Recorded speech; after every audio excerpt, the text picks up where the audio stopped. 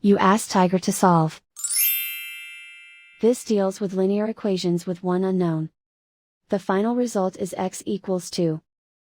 Let's solve it step by step. Simplify the expression. Expand the parentheses. Simplify the arithmetic. Group all constants on the right side of the equation. Add 70 to both sides. Simplify the arithmetic.